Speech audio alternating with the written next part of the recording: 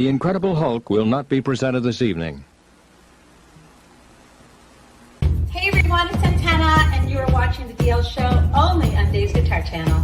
I am so happy to be here tonight.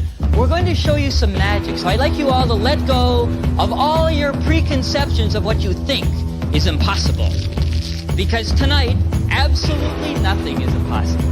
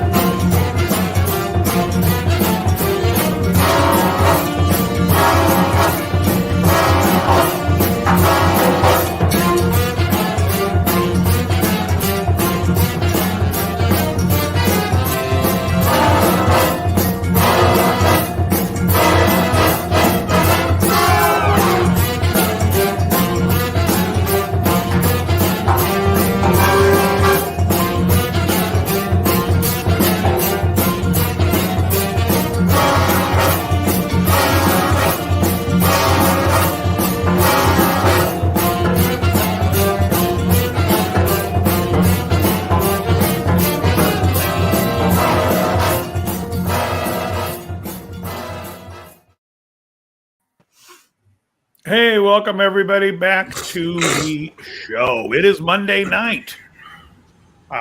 What's going on? Someone's coughing, sneezing. What the hell is sucking snot? That's nasty. That's not me. Wasn't me. Matthew, welcome back to the show. Man, like 2 days ago, I started feeling like a little bit of sore throat, and my sinuses have been shitty. So sorry about that, everybody. Hey now, I didn't know the mic would pick that up. Fix up everything. Fix up everything. Krellba, welcome. Yo. Krellba, by the way, he has the stature of Ruth Gordon on this show. Can you get any shorter in your chair? I'm chilling. I'm leaning back. All right. Joe, welcome. Just lower the Hello, camera. everyone. Happy Monday. Happy Monday it is. All right. How's everyone feeling? Joe, how you feeling? Joe, you look like you're the disappearing man every time I see you. Yeah, I don't know. I'm feeling pretty good. I had air fried chicken legs tonight with bacon. Excellent. So I had a beef short rib in an Alfredo sauce with cheddar, topped with cheddar cheese and pork panko breadcrumbs on top. Interesting. Well, pork crumbs, whatever the hell you're calling Yeah, it. my side dish for every beef, dinner beef with Alfredo. I've never is really pork done rinds. that. What was that, Joe? My side dish. Oh, sorry. Who are you talking to, Dave? You, Joe. Oh, my side dish with every dinner while it's cooking is pork rinds. Yeah, it's great. I either have it with I'm out of sour cream. Oh, I what had can sour do cream is- tonight. But I gotta order more probably tomorrow. I don't like to put an order in on Monday because not everything's restocked. I figure wait till Right. Tuesday, Wednesday. But you ever take a pork rind, just slightly dip it in ghee? oh, I like. I just Butter rather and put pork like rinds. the butter on it. No, I'm Oh, saying the butter's that curry gold. That curry gold for my coffee in the morning. Yeah, excellent. So Joe had sent me I think it was almost a week ago. It was pretty much right after last time's show that they released a study about the erythritol. However, the more I look into the study and see different doctors discussing it, the more I realize they really didn't look at any dietary intake. It was just about how much erythritol was in the blood. And it really was a terrible study, basically on correlation. But I mean, it's almost like it reminds me of when they did the original studies on cholesterol. You know, they looked at people's cholesterol when they had an episode, like whether it's a heart episode or anything, and they're like, well, these people had higher amounts of cholesterol. Yes, because the body will produce that cholesterol when there's an episode. It's like it's producing stuff to fix it. It's not it wasn't there before, and it's not part of the problem. But anyways, that's a whole thing about when you're looking at studies, folks, make sure you look at whether there's a causation or it's a study with correlation, because most correlative studies are really not that great. I mean, most of them you can dismiss.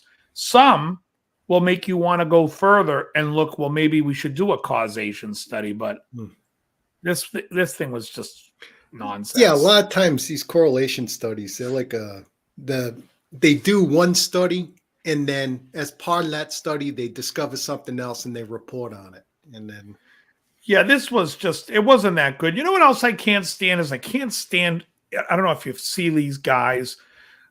Some of them I'm friends with because some of them are from the old Gold's Gym days. But you see these guys and they sit there and they don't do cardio. Cardio's not the way to lose weight. And it's like, you know what? Cardio is not the best way to lose weight. But why would you ever tell somebody to stop doing cardio? Like, stop being active and doing good things for your circulatory system and your heart because that's not making you lose weight. Who cares if you're losing weight from it? Don't tell people to stop doing cardio. Or cardio is a waste of time. It is? For what? I do it for my heart. You think I give two shits?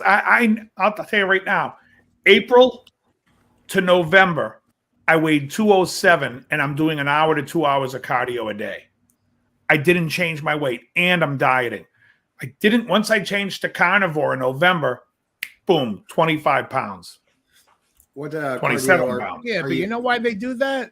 That's the verbal form of clickbait. Yeah. Everyone wants to hear they don't need to exercise. So all these idiots who now think they got the golden ticket. Right. Oh, I don't have to exercise? Yeah, but you've been sitting there your entire fucking life. You keep going. You get in there and fucking exercise. Who and cares? cut up the erythritol. Dave, are you just walking or are you running? I briskly walk. Power walking. I'm on the treadmill as if I'm being chased by Killdozer. I'm briskly walking uphill. That's the greatest fucking movie. Yes, I'm able to unrun this monstrosity from 1974. It went a mile an hour, and no one can get away from the fucking thing. Right. They're up a steep hill, and it still comes around the corner. There's a reason why they call it Caterpillar. Yeah, it's silly, but I just can't stand that. Don't stop doing cardio right now. It's like, and meanwhile, the guys who say this, one is this guy like Tom DeLaura, I think it's because he's always in the ad. And I've seen Mike Ahern say it, and I love Mike, but Mike, shut up. It's just so dumb to sit there and say, oh, it's a waste of time. You're training your body to shut up. Don't take a ton of drugs and then tell everybody how they can do things like I know. you. It's just Michael, her's natural, dude. What are you he talking is about? natural. Right. My Ask me if he ass. takes steroids. Yeah. It doesn't take Naturally. steroids. Yeah, Naturally. of course. That's how you I say never- natural. And I love Mike. And I've said it to his face. One time he asked me what clenbuterol was, and I almost fucking laughed, keeled over. Like the shit in your fucking drawer next to your bed that you take 10 of a night. Look, the bottom line is I don't even care. Like, I'm not taking anything right now. I haven't probably in 6 months. I did a cycle way before I started carnivore, and I want to do another one soon. But I wouldn't sit there and tell people what they could do and what they can't do when they're not doing it. And at age 50, I wanted to get my blood work tested. I got my blood work tested before and after the first cycle, and I'll do it again. I just got my blood tested, so I already see now that everything's like I can still do it. So I'm going to. And but I wouldn't tell someone like you don't need like this is how I achieved. I would always just admit it, like I'm doing a cycle or I'm not doing a cycle, whatever. I would admit it. I don't care. 5 weeks, Brian's been on it. 6-string Brian's been doing carnivore for 5 weeks. You feel awesome. I'm telling you, it just gets better and better. I'm on day like 121, somewhere around there. And I'm doing one meal a day. I eat one meal a day. I eat from and it actually depends. Like sometimes I'll nibble, but I'll keep between 6 and 9 o'clock at night is when I'm eating. And after that, after 9 o'clock, nope, not until the next day. So I'm trying to get, what's 9 o'clock to 21 hours? I'm trying to get 20 hours between meals. And, my weight's at 180. I feel great. I'm never hungry. My strength is good. It's good. It's good. But for anybody in the chat, if you're doing the diet, you don't have to ask me, should I work out? If you want to work out, work out. I'm never going to tell you to not work out. Will your results be better working out? Of course. Like, we're not idiots here. Folks, this isn't like some magic thing. You will get great results doing carnivore sitting on your ass. Will the results be better if you go to the gym? You don't have to ask. You don't have to ask. It's the dumbest question. No, it's going to be worse because you're becoming fit while you're losing the weight. Of course it's better. Now, it's a good thing you mentioned that because they don't need your approval to exercise or go to the gym. But if anyone slipped off the carnivore diet this week and they want Dave DeShreve to hit their sins, bring it up now in the chat or here. Did anyone have anything that isn't carnivore? Dave's forgiven sins. Dave, go get your purple stole. Tell me about your childhood. All right. So anyways, if you're doing great and feeling great, why would you want to do another cycle? Well, because I am losing some strength and my testosterone went up about 100 points in my thing, but I'm still on the low. And if you've never done it, Charlie, when you're in the gym and, in your 50s, they prescribe it to you, but you feel good. It's a strong. Should you eat right after you lift? My answer to that is, are you hungry? Eat while you lift. Lift. Right. Eat when you're hungry. So I go to the gym in the morning. I go to the gym in the morning. By the time I get home after cardio, tanning, and all that fun stuff, it's 1 o'clock in the afternoon. And I got to tell you, I'm not hungry at all. And I'm not eating for 5 more hours. So should you is up to you. If you're hungry, eat. Now, if you're working out and you're doing like cardio and you're getting hungry after cardio, that's a good sign that you're burning a lot of sugar and not fat. And I would say slow it down. Get into the fat burning zone. Because what happens if you burn a lot of sugar out of you? I mean, see, with us, we don't really have sugar. We're burning fat. So I get more full after I work out. Excellent speed for hire. Great to hear. Yeah, the pain goes away. Yeah. I gotta think that's inflammation dying down if he's cutting out the carbs and getting more protein in there. Because the same thing happened to me. That's the inflammation going away. Yeah. And yeah, I mean, well, what can I say? I mean, like I say, do what you dig. If you want to do it, if you want to feel better, carnivore is the way to go. Somebody posted on Facebook, this girl I know, and she's like, if you had to pick one to get rid of, what would it be? And it was a glass of wine, a potato, bacon, or chocolate. And I wrote, you can get rid of all three. I'll keep the bacon. Right? Yeah. And they were like, Hey, you can't eat bacon I'm every all for day. that. And I'm like, You fucking Yes, you can. can. not only can you eat it every day, you'd probably like the way you look. Mhm. You know what I mean? You wouldn't be shooting pictures of yourself in the bathroom from the ceiling. Well, see, the reason people think that, though, the reason they think that, though, Dave, is because they associate, like, they eat all that other shit. If they have some bacon too, they are eating all this other crap that makes them feel like crap. So they think the bacon's making them feel like crap when it's not. It's the other shit you got to stop eating. And then when you're just eating the bacon, you're going to feel great. But they think, well, I had some bacon, I feel like shit. It was probably because of like all the other junk you were eating at the same time, It was like the pancakes and all that shit. You know, whole fries, the toast. yeah. Oh yeah, toast Excellent. with Speed, butter. it only Must be gets the- better. Hey, It only must be gets the- better. The inflammation goes, it only gets better. Where the hell's I just bought some supplement today that's supposed to also help with inflammation, but it helps with Oh, you got growth. that Spanish fly. No. Is that you No, want this to is like get it's- something else inflamed? Is that it? It's called something with a C. I have no issue. I'll tell you, the carnivore is great for that too. The blood flows. Fuck. I feel like the Bellamy brothers. Don't let your blood flow on me, honey. If you do, this. Krell, you know the song. Yeah, it's like Don't let your love Frank flow. Redden, Yeah. Anyway, so that was my thought on that, and I didn't really want to stress too much on it, but folks, Matt's 100% right, and I was right. I'm like, I would just eat the bacon because the bacon is going. Let's put it this way: look at the 4 items: potato, chocolate, and what was the other thing I said? Wine, glass of wine. And a glass of wine. Now, does the glass of wine, chocolate, or potato contain any essential amino acids?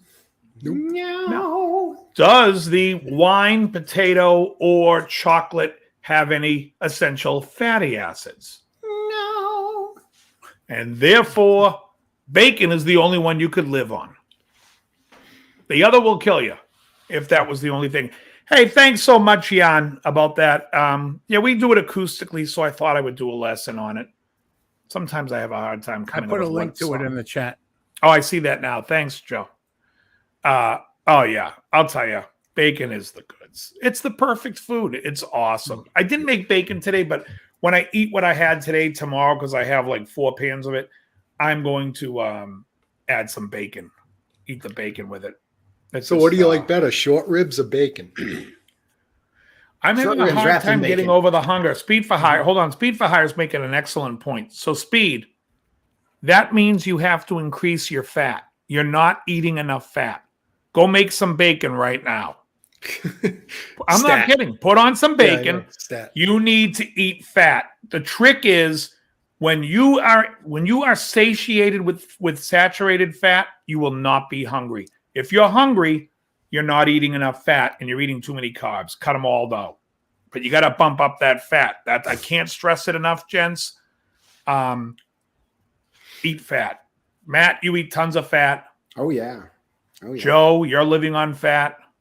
And let me. Krellbot, you like to expound chew the upon that. fat. I used to do keto, and I used to have every night chicken breast, white chicken breast, and I would still get hungry. But now, whether I'm having burgers or just now, like with the chicken legs, I have at least 6 or 7 strips of thick cut bacon. I'm fine. Mhm. Well, Oh, dude, yeah. if you do I have one chicken- meal a day. I work. I have my coffee in the morning. I have my one meal at night, and that's it.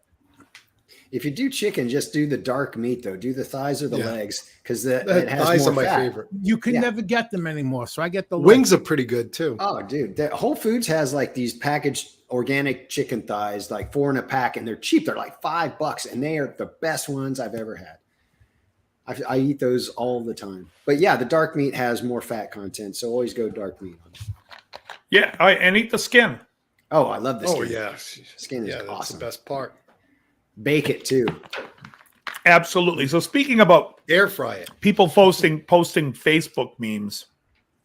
On Facebook the other day, this guy I know posted a meme. It said Jeff Beck, and it was some quote about how he just likes to sit there and plug his guitar into the amp and get that natural sound. That's the sound he likes. Which, but I can tell you right now, Jeff Beck never said that. They put it like it's a Jeff Beck quote, but you could put any quote you want. You can take a picture of anybody you want and write any message you want. Yep. I could take a picture of Jeff Beck and have him say the Beatles sucks, Jeff Beck. And then Jeff Beck hates the Beatles all of a sudden, and that's going to be fucking trending. But anyways, so I messaged this guy because this guy's sound, and I played with him many times before. He used to run an open jam, but his guitar tone to me is terrible. And he's a nice guy, but his tone is terrible. He sounds like a guy plugging into his amp. And, there's very few people that can pull that off. And forget about pulling it off. When you use a pedal, you're using it for the audience as well as making the player want to hear something nice. But like, if you play if you're playing a Fender Strat and you're plugged into like a deluxe reverb, get yourself a small little drive. There's an excellent drive called the Clean Drive by what's that company? Honeybee Amps makes a clean drive. The Soloist or the Duelist by King Tone is amazing. Matt, you just got a pedal. What was that one called? The Gristle King. The Gristle King, which is Greg Koch? the Greg Koch pedal awesome. from T. Jarnig. So great. the pedal makes everything sound nicer. It compresses things. It pushes the amp. It makes the amp sound nicer because it makes the amp work harder because it's taking more input from the front.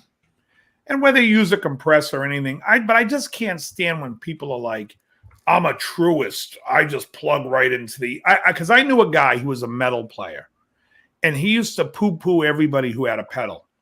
But the guy played a fucking amp, like a dual rectifier with the gain dimed. Now, my rectifier, I can tell you, I think I used to play with the gain at 50%. This guy played at dimes, which I find overkill. But then to walk around and go, but I don't use pedals. What the fuck? Like what? Are you mental? Are you mental? What? I don't care what you use. If you don't sound good, fix it. If you sound good, don't fix it. But fix it. There's no excuse that Alone Again, that solo. I'm just kidding. I wanted to bring that up. Bring it up. There's no reason why George Lynch needs that tone. Although I'll tell you this, Vivian Campbell really is bucking for worse guitar tone on that Holy Diver album. Yeah, that's the distortion into the. But what doesn't make sense is the rhythm guitar. Yes. When you hear like straight from the heart, here it comes again, straight to the heart, whatever it is. That guitar sounds monstrous. Then the solo comes in, and it's like, now we've taken it and we're putting it to a transistor radio. Hey, Ricky. He loses everything. It just. Well, you know what it is, Dave, is the guys that say that, they're like the guys who do steroids but say they don't. It's like your steroids are in your amp. They're not on the floor. It's just you got the effect in your amp instead of on the floor. There's no difference, Yeah, exactly. You think your tube is making that sound? There's so many fucking capacitors. What do they call it? Doesn't make you a better player. It doesn't make you a better player. Yeah, totally. So, yeah, and anytime I've ever taken anything, people have always said, "Are you on something?" Of course. You can tell I just put on 10 pounds of muscle. You can't tell? No, I mean, it's obvious. But people that say no, it's like, oh, really? All of a sudden your genetics changed? Yeah, exactly. I mean, because Mike's what, 54? I think he just turned. I think he's a year younger than me. Uh-huh. But he's squatting 800 pounds and he's always been full of shit, dude. That guy's like natural nothing. I mean, yeah. I like Mike. He is full of shit, but I like him. Yeah. And I don't know why. Here's a question. Do you think he's full of shit because he can't go and say to the people who are sponsoring him, like he can't go back on them? Do you think it's monetary reasons? Because he can't even take them seriously. I don't know, because he's been towing that line for so long. Who knows? Because I don't know if he was getting paid to say that from the very beginning, but yeah, I don't know. I mean, it's just ridiculous when you see someone that size because, you know, you remember Adam that I worked with at the front door at Circle Bar? Adam, the English guy? Hung out with Ken. So. He's like 6'3", 6'3", blonde guy. Oh, yeah. That guy was enormously strong and deadlifted, and he was a good yoke dude, but he wasn't like bodybuilder huge, you know. Right. And it's like you can only get so big naturally. You'll get stronger. Your connective tissues will get stronger and all that shit, but you're not going to keep growing like the fucking Hulk the more weights you lift. It's just not going to happen unless you're taking the fucking drugs. Okay. Right. That's just it. So anybody that walks around that looks like a bodybuilder, they're lying to you if they say, I'm not taking nothing. This is natural. Right. Well, when the Lizard King, what's that guy's name? The Liver King. When the Liver King said he was natural, I was like, bullshit. Yeah. It's just that there's a look to it. You can tell. I see immediately. There's a look to anybody that's juicing, man. And it's like, you don't get that look naturally. That's just impossible. How about this? I can tell the look even if they're terrible. Uh-huh. Because I can sometimes tell just by the face. Like I can see like when they looks like they're holding their breath and they're just talking to you, like because they're not getting enough blood. The guys that used to come in the gym that looked purple and they'd have like these huge zits all over their back. And I'm just like, do you remember Grimace? Worth it? Remember the guy we called Grimace? He passed away. That gay dude? No, he trained Vito Belfort for a while. I'm blanking on his name, but he was in my Deadpool for a long time. And then one year I cashed in. Oh. They called him Grimace. He was purple. Yeah, I know. These guys are so fucking stupid, man. He was fucking purple. And all the guys that we knew that were like trying to be or were pro bodybuilders back in the day, they've all stopped now. They've all like shrunk back down, and they've all like, I wish I hadn't done that because now I'm all fucked up. You know? Right. Yeah. Yeah. And you know, a bunch of them are dead. So it's your organs are not meant to maintain that much mass. You know, I mean, these guys that get up, you know, to where, you know, your heart is like, when they come off even for a short amount of time, those guys that have been living on it for years, they shrink way down. Oh yeah.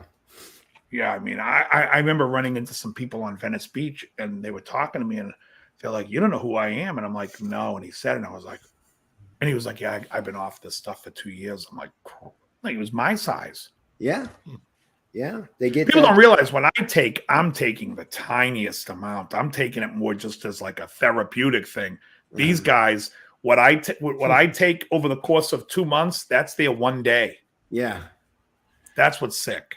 And it's nuts. Yeah. And and talk about unhealthy. And people look at them and when they diet down and try to get shredded, they do it so quick and fast that it's like they're sick. Those guys that walk on that stage are almost on the verge of, you know, collapsing. And well, they're all carb depleted without having any fats or anything. They're Curtis pumped Leffler. up on erythritol.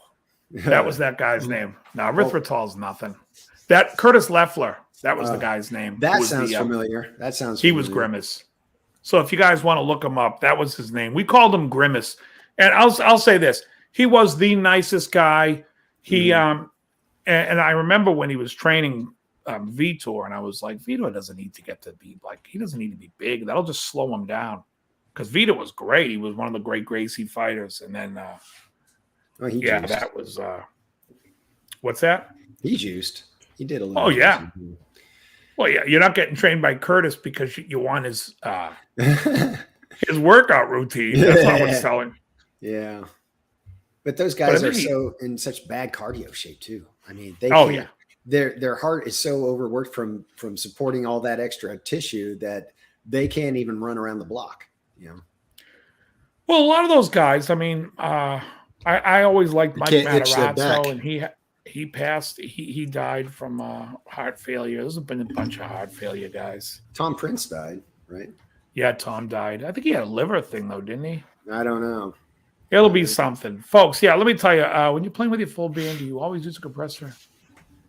And you just use it mildly all the time. Yeah. So in my board, I always use a compressor. I always keep it on. It's on mild, but it's still, I can hear the difference. And if I have to do a country tune, then I'll turn it up. I'll put a little bit more squash on it for country because a lot of times if you're doing country, you want to do the hybrid picking and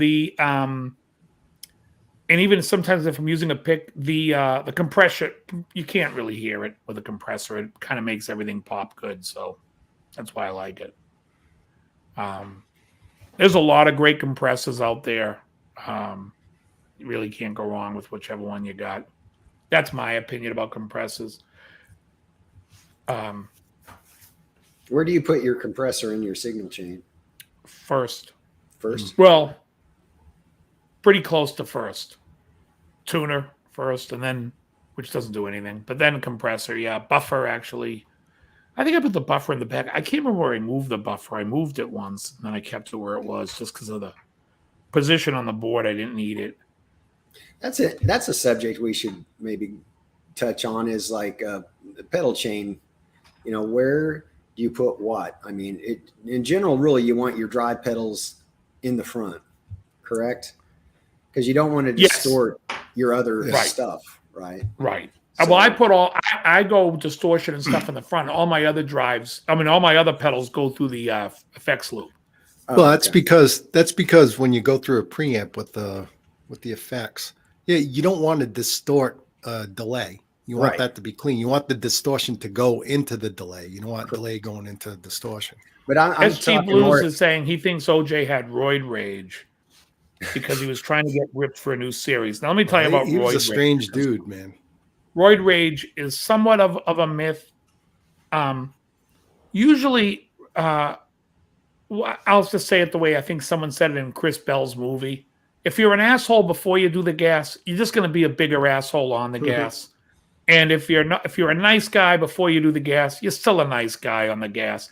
Really, what the roid rage refers to is when you come off steroids, because what happens is your brain shuts your testicles off from producing testosterone because your blood is so high in testosterone. So a way they get around it is they used to use human chorionic gonadotropin, HCG, and gonadotropin masks the blood so it has no testosterone, so your brain produces it by telling your balls, let's go. So when they get to the end of a cycle, what they would do is they would take HCG, and then by the time their natural testosterone comes up, the other one goes out.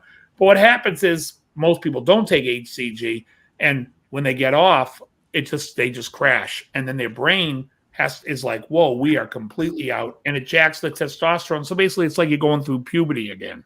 And we all know that 13-year-old boys are fucking assholes. And that's basically what that was. Yeah, I think he was already an abusive guy. Yeah, I like the Deja vibe in front of a drive, not behind it. Mm-hmm. But I did move. I was talking more if you don't have an effects loop, if you're just going effects floor pedals into the end. Yeah, still I would do the same thing. Drives first. Yeah. Right. Yeah. And then what about your choruses and delays? Any order, like chorus before delay? Reverb last, delays second to last. Tremolo. I'm going backwards. Tremolo, chorus, flange, phase, all that right around there. Okay. Yeah, the echo type effects always go last. Mm-hmm. Reverbs, delays. Right. Yeah. Yeah. In fact, I had my Deja vibe in the effects loop, and I wasn't getting the sound that the only song that sounded good doing it would be Us and Them because it was clean. Yeah. But I was realizing that all those guys, they put the drive behind the Deja vibe. Get that dirt. So then I put the Deja vibe first on my board. Now what about so I have what's that? What about a wah? I don't use a wah. I have one, but when I do bring it, I just bring it. I put it before my board. All right. So you put it before everything. Before. Yeah, if I use it, but I can't even tell you the last time I used a wah. I think I haven't used it in ages, but I think I put mine after the drive. Did you? Because I like one, the dirty sound. Yeah. I like the boost after the pedals. If you're going to use a boost, Charlie, I like the boost after your drives because you want to boost the drive. If you put the boost before the drive, you're doing what you're doing to your amp anyway, and you're adding compression and you're overdriving that pedal. I don't like overdriving the overdrive pedal. I like that to be the pedal that boosts the amp. So when he said you've got like 3 drive, was it drive pedals? Yeah. Okay, and you've got them all on at once? No, well, at one point I did. At one point I used to have so I used this was back when my buffer was in the beginning of the chain. I used a buffer and then I used a Fat Boost 3, which I used just to line drive the signal. Basically I had a friend of mine who lived upstairs from me. You remember where I lived in Santa Monica on 4th Street? Mm-hmm. Right up from. So there was a guy that lived in my building, and he one day came up and he had a Cornish line driver, and this pedal was like $600. And I said, "Let me try it." So I put it in the front of my board, and I got rid of my buffer and my buffer, that I had. And what a fucking difference! That line driver was like, that's the shit. So I'm like, I got to try to imitate what that's doing. So then I went and bought. I was running West LA at the time, so I bought the full tone Fat Boost 3, and then came home with that. He came back up, and basically I could imitate it with the buffer and the Fat Boost 3, do what the line driver did. Uh-huh. So that's what I used. So then I had that, and then I would use a AC booster from Exotic Effects. And I had that on, but I wasn't really using it as a drive. I was using it because I like the EQ of it, but it still put a little bit sustain in there. Mm-hmm. And then I would have another drive on after that, either the Paisley drive so it looked like I had 3 drives going at once. But I ended up cleaning a lot of that up because what I realized was the drive that I would put in front of the drive, I could just boost. I could tweak the other pedal to do what both, you know what I mean? Because I had so much headroom, but I wasn't thinking like that back then. Once I figured out the way the Cornish line driver worked, and then I was like, you know what? I started stripping down a simple again. So I put the buffer at the very end, and then I just started putting my pedals where I wanted them and what I use. Mm-hmm. Yeah.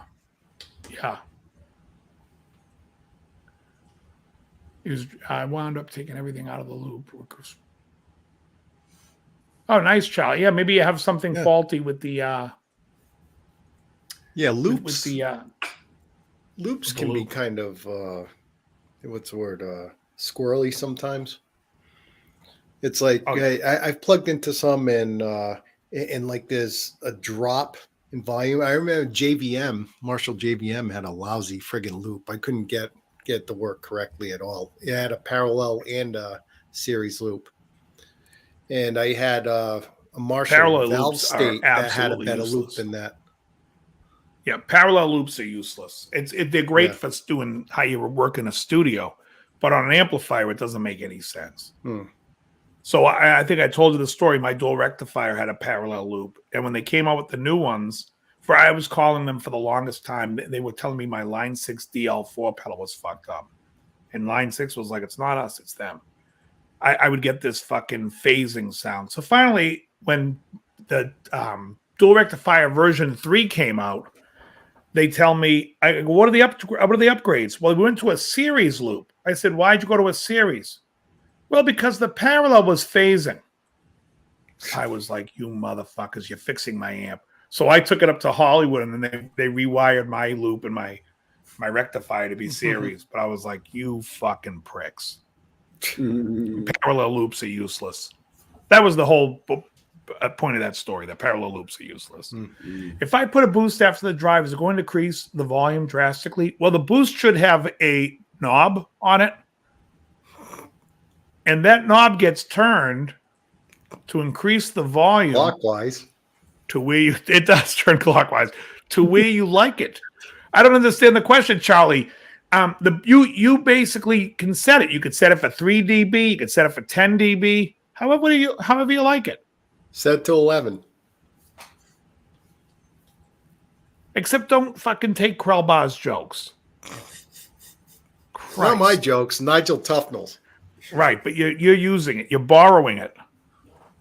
After when we were in the green room, line Joe between asked you not to quote that movie specifically in the green room. Joe said, "Whatever you do, Krellbar, tonight, do not quote fucking Spinal Tap." Yeah, and here we are. Here we are all again. It's gone full circle. Yeah, it's okay. I'm all tapped out. You can't even look at it. Don't even look at it. So anyway, so that's that with pedals. I mean, I keep my boost volume all the way off. Then why have a boost? I was just going to ask, what's the boost doing? What are you using for a boost, Charlie S? That's what I'd like to know.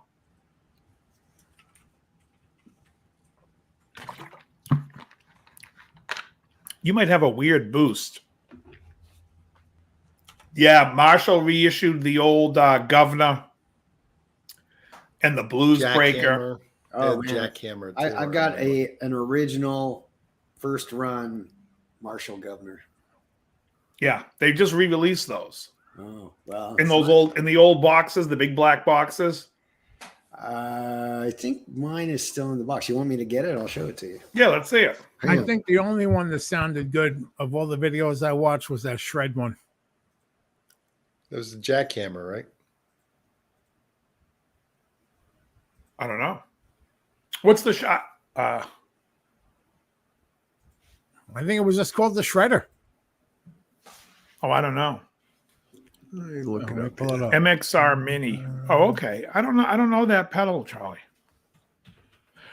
So yeah, I mean the Blues Driver pedal. I mean, King Tone makes a great knockoff on it, and there's so many other knockoffs of the Blues Breaker. That Marshall coming back and being like, we released it. It's like, and we released it in the oversized box that nobody wants. Oh, all right. Everyone's trying to find like better real estate on their board, and they come out with that old pedal. It would be like, it's like when Electro Harmonics comes out with the Electric Mistress. And then there's somebody else that has like, I think it's, what's that company that makes the Moore? They have like a electric lady pedals where they have the pedal in a like a tiny pedal, or you could get the huge Electric Mistress that takes up your whole board. So here we are, the original box. Oh, there it is. There you go. The original box. I was thinking of a totally different pedal line. Oh no, that's why I'm saying. See how it's huge it is? Okay, that's weird. Yeah. Yeah, check this motherfucker out. Wait, is that a Governor or a Blues Breaker? That's a Governor, man. This was the first one. They didn't put out the Blues Breaker till later. But I thought they all came out around 92, 91. Mint condition. I still got the little paper in it from it's Marshall. called Shredmaster. Oh, okay. When was the original? Oh, here it is. Yeah, the Shredmaster pedal. Now, what got released? Can someone look up what got re-released? Yeah, I got it right here. Marshall Blues Breaker reissue, Marshall the Governor reissue, Marshall Shredmaster reissue, and Marshall Drive Master. And does it say anything about the pedals when each one was released at all originally? Well, the video I have up is the Andertons video. They actually plugged them in and played the original pedal and the new pedal next to it. I can put the link in the chat. Yeah, that's all right for let people know. I was just curious when they came out. I think the only pedal that sounded okay was the Shredmaster. You mean it sounded like the original, or it just sounded decent? Oh, really? Well, what are they putting them in front of? Oh, nice amps. They got Soldano and shit like that. Marshalls, they don't fuck around. There you go. According to Equipment Board, the Marshall Governors ranked number 56 in overdrive pedals, Joe. Where can we find that full list? Oh, geez. What was the list? Overdrive pedals. Look up the top 100 overdrive pedals. This looks like it says it came in, the Governor says it came in 56. Well, I find that hard to believe. There's a Reverb list of top 20 overdrive pedals. Guitar World Best Overdrive Pedals 2023. Yeah, let's see. Let's hear that. I know all time. Yeah, let's see ever. Let me put all time. Was that 2023, or I thought it was like up to today? In other words, of all time, but there's you're gonna see a few from today. No, they probably just meant. Let's see. The power brakes are cool, Rick Grimes. Maybe it's this one. Yeah, I've got top 11 overdrive pedals. Yeah, there's really not a. I mean, the list I found here from Guitar World only has how many? 10. Here we go. You want me to start at number 10? No, so it looks like the Guitar World thing that says it's a 2023 list, but I think it's the top 100 of all time, isn't it? I think the list I have up is just for 2023. All right, let me get out of this. I don't know what the hell happened here. I don't know. Put a M though, right? You put out a pedal and go with this. I'm going to start doing that when I sell pedals. This was voted the number 3 pedal of all time. People can go down and hunt down the list. That you can't find it. Hey, Janice. All right. Yeah, I got 10 of all time. Including budget options. Yeah, I did a search for all I time. put top 100. I couldn't find it. Well, I do have the top 10 of all time. Speed for hire. Yes, I am the original owner of this governor. Bought it brand new in the store way back when it first came out. Oh, this is a sales pitch. Right. That's what I'm trying to find. They actually have a Donner overdrive in it. It's 110 of all time. Yeah, I can't find an all-time list. I'm looking here. I got a top 50 effects in the world from guitar.com. But I wanted to find best overdrive, 32 of the best compact overdrive. Let's see. I think the governor 42 best overdrive. Hey, Reddit has one. Fucking Reddit would have one. Oh no, this will is probably make more sense than a lot of these. Oh, it's from Music Radar. Oh, and they don't have. It's not found. 404. Yeah, overdrives. 10 best for blues. It's like, give me a break. I like the fact that they say what are the best overdrives, and yet it's like, what amp are we putting it to? Because clearly, whatever overdrive you're going to put in front of a Marshall is not going to react the same way in front of a fucking Fender or a Vox. Microcube. Right. I've got one of those. Here's one, Players Picks. Top 20 overdrives. I'm putting this in the private chat. Oh, okay. If I can get the private chat to act up.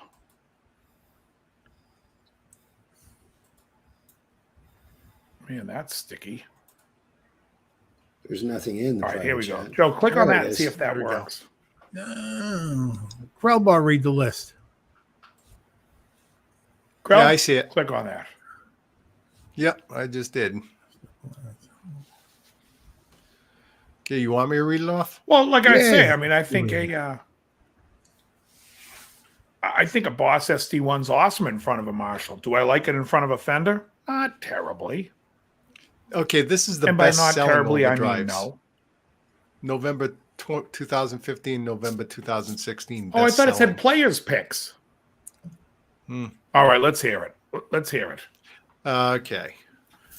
20 is the Earthquaker Devices Palisades. Never heard of it. I've heard I've heard of amazing Earthquaker. things about the Palisades. I hear that Palisades is a great pedal. Earthquaker to me, when I see it, the real estate and the look of the pedal, I find annoying. So if you're at Earthquaker, make a solid color. Stop the goofy designs. Oh, and that's like twice the size of the pedal Matt just held up too, isn't it? Let's take a look here. Am I the only one here that knows what a pedal looks like?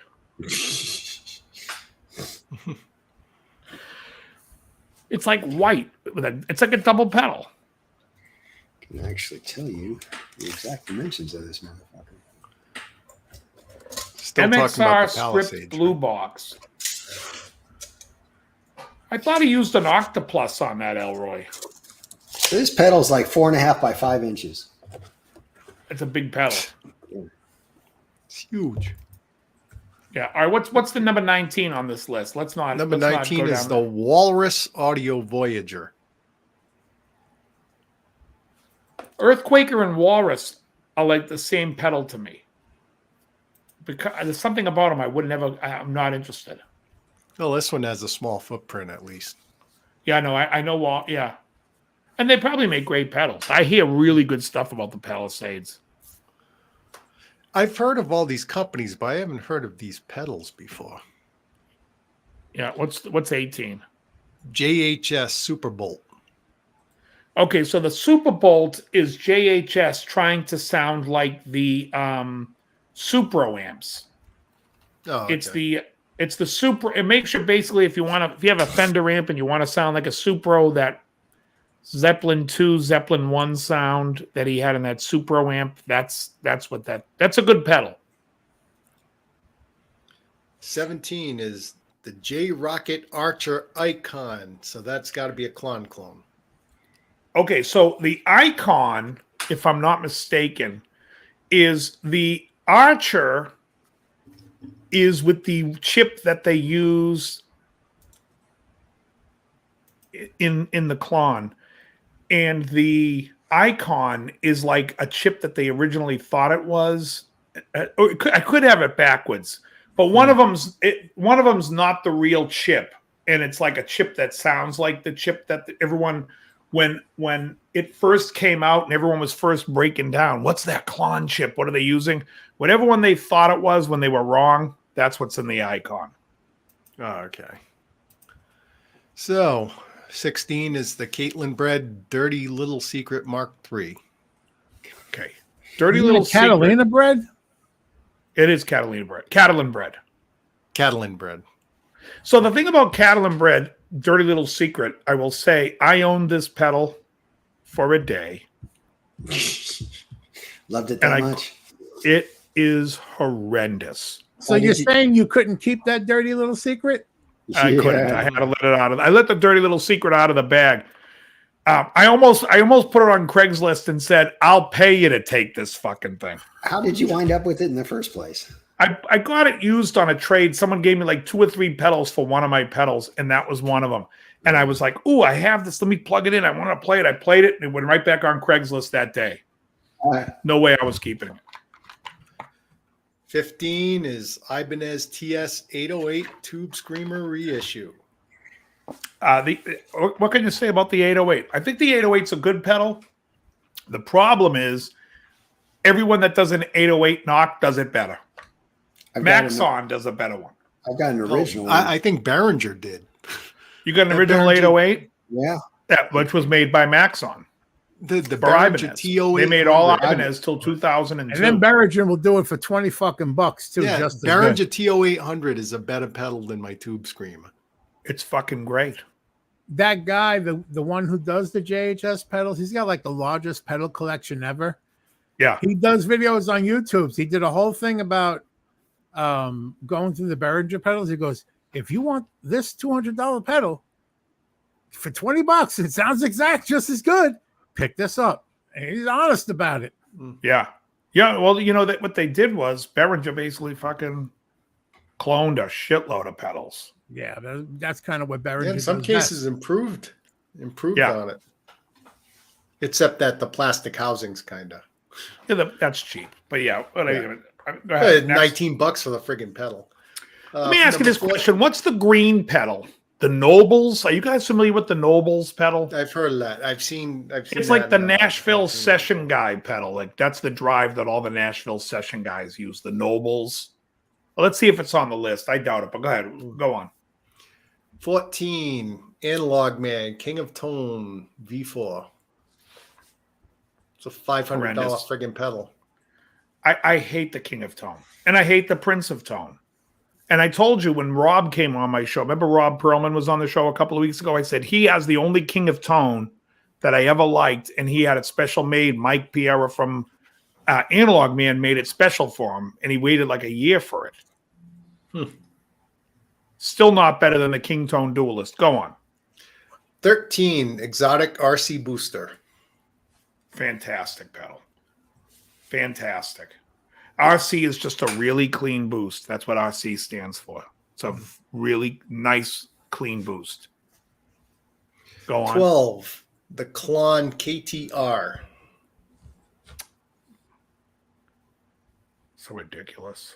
11. The same fucking, I mean, the Archer Icon, and this is the real Klon KTR. I thought they stopped making that KTR. Oh, this is reverb, so it's used. Go ahead. 11 is JHS Morning Glory. Oh, yeah, the Morning Glory. That's, shit. That's another, that's JHS, and I'm trying to think of what pedal it's trying to be. Is it a blues breaker? It could be. I can't remember what it was.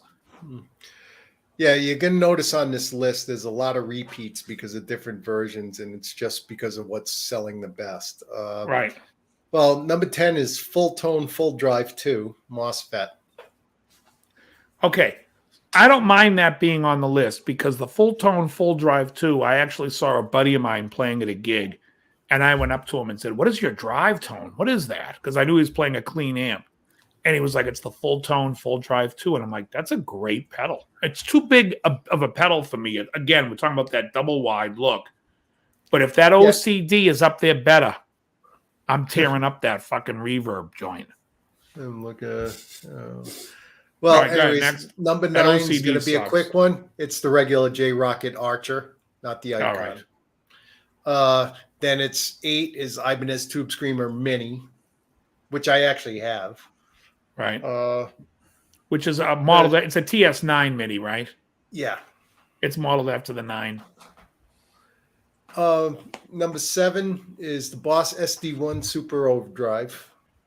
Great pedal, but like I said, very specific what it's for. This pedal I have and I like, it's a Boss BD2 Blues Driver. It actually has a nice bite to it. And I actually got the Wazacraft. I won it on one of these YouTube channels. 5 is the Exotic EP Booster. Horrible pedal. Number 4. EP Booster. The EP Booster, so for people who don't know what this is, the EP Booster is the booster circuit from a Echoplex made by Exotic. I had one, and it's supposed to color the tone is what it's, like how they always say, this is why everyone is so full of shit. People like, oh, it doesn't color the tone. This one colors the tone. Whatever. It's whatever. If it's good, it's good. The tone of that, whatever it colors it to, sucks. I went inside the pedal. There's like little dip switches so you can change it. You can't make it good. Number 4, drum roll. The Full Tone OCD. Fuck off. Fuck off. That pedal sucks. It sucks. And by the way, Behringer makes one, a clone, and it's better. Because I've had 2 of the OCDs, 2 different versions, gone. The Behringer version I kept. Okay, 3 is the Ibanez TS9 Tube Screamer. Very good one. Number 2 is the Paul Cochran Timmy. I have 3 Timmys. Timmy! I love the Timmy. That's what I use as a boost. Okay, what do you think number 1 is? So let me think. So, if it's not the Duelist or the Soloist by King Tone. This is 2015, 2016. No. So if that all right, let me just think. It's not the Nobles Drive? Nope. It's the Bob Dylan Super Overdrive 1. Let me think of what the most, let me just think. It's the Metal Zone. No, I'm kidding. Oh, hold on. It is going to be the Exotic Effects AC Booster. That was already. Oh, AC Booster. No, it's not Exotic Effects. All right. I can't really even comment on this because I don't know how it sounds like, but I've heard of it before. The What is it? Electro-harmonic soul food. The Soul Food's a clone for $68. Is it a good 50 or clone? 79 bucks. It's a great one. It sounds great. I've Yeah, got a little, What's the one? I got that pedal, the Chinese pedal there, the Tai Chi or something that's supposed to copy. What's the? I think the Analog Man, but it actually sounds a little more like. Oh no, the Tai Chi is supposed to the Hermida overdrive, the one with the what do they call that? Yin Yang. The yin yang's on it. Yeah, that's the Hamida that's- overdrive, the Japanese overdrive. Yeah, I like the Tai Chi. I just got that a few years ago. Just hey, it was cheap. I figured I'd just try something. I hadn't bought gear in a while, and it's not bad. I heard you like the Tai Chi and Chai Tea. That's Lisa Simpson for you.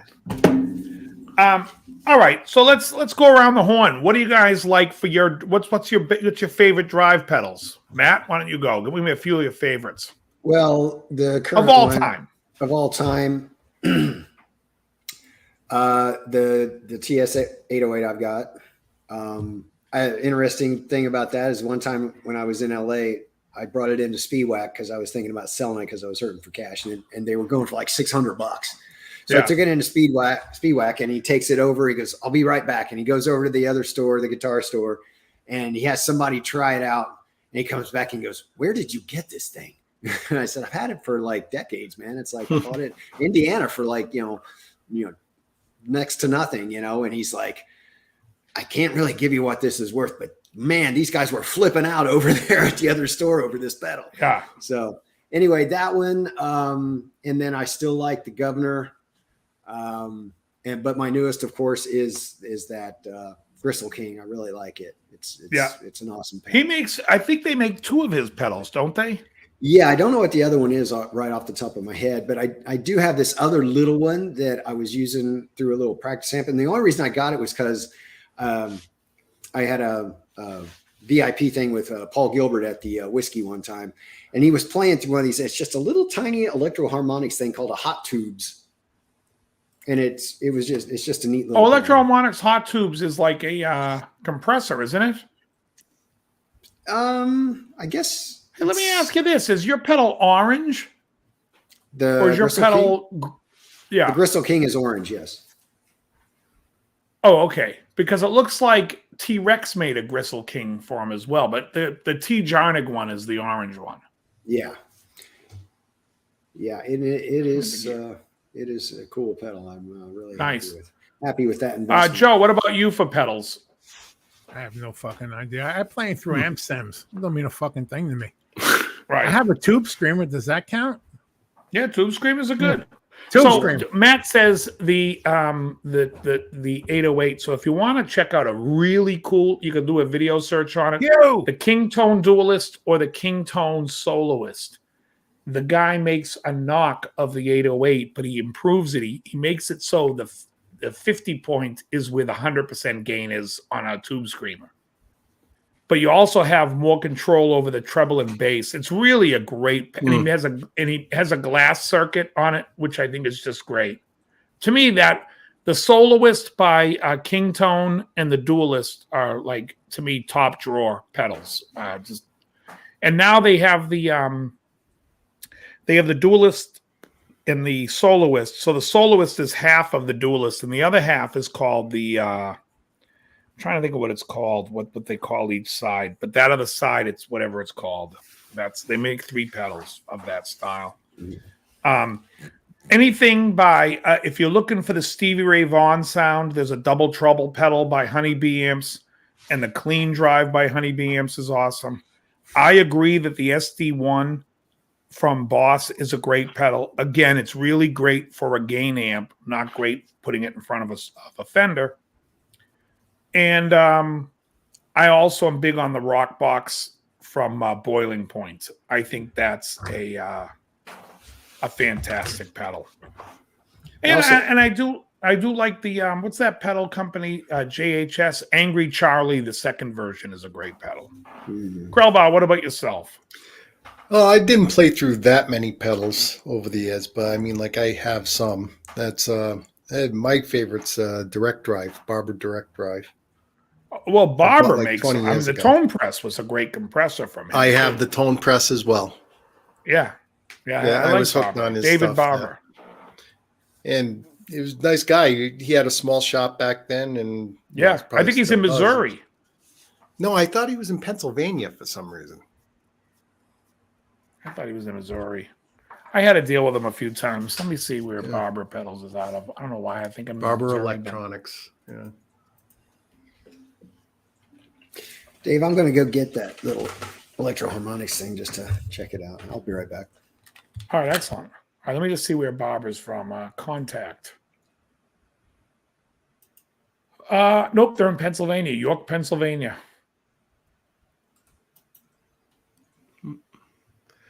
Yeah, and other ones like, well, I already mentioned Blues Driver. I have a couple Tube Screamers.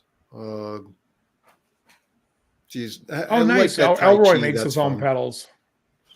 You know, I wish I had tried more pedals because, you know, I'm sure there's plenty that'll blow. Well, the thing with pedals is you need them when you need them. So, like when I played in the Big Angry, I was basically using a delay, and that was it. So I wasn't using any. I was just playing straight into the amp and using a little bit of delay.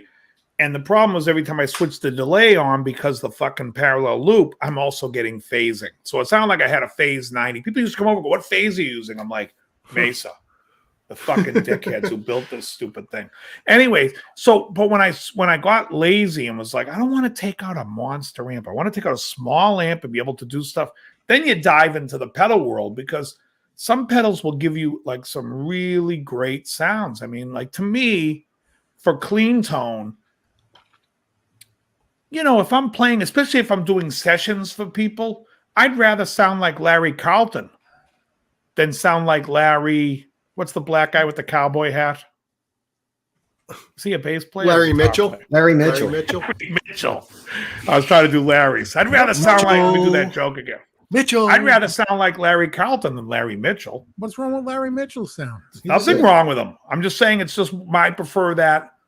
What is my favorite Boss Drive or distortion pedal? Jeff C. I think the best distortion pedal, in my opinion, I'll say it again, is the Duelist by Kingtone. You get two sides, and if you don't want to spend that kind of money, the Kingtone Soloist is what I get, which is it's a TS-808. It's a modded TS-808, basically. All right, let's see that one. That one is original. I bought this in 1985. And I'll tell you right now, it's made by Maxon. Okay. Maxon made all Ibanez products, pedals, until 2002. Okay. Then Ibanez took it over. I have the plastic sound tank as well. This is an oldie but a goodie. The Tube Screamer. Oh, that's the Distortion Plus, or is that the? That's an original Distortion Plus right there. Well, I mean, it's not got the script. I remember that being so great. When I was young, I remember my friend Dave had one. I've heard that. Do you like it? Or it has two knobs. You've got output and distortion. Yeah, you know what it always reminded me of? Do you guys remember the DOD Overdrive Preamp 250? Yeah, Yngwie uses that. Yes, I liked that one a lot better.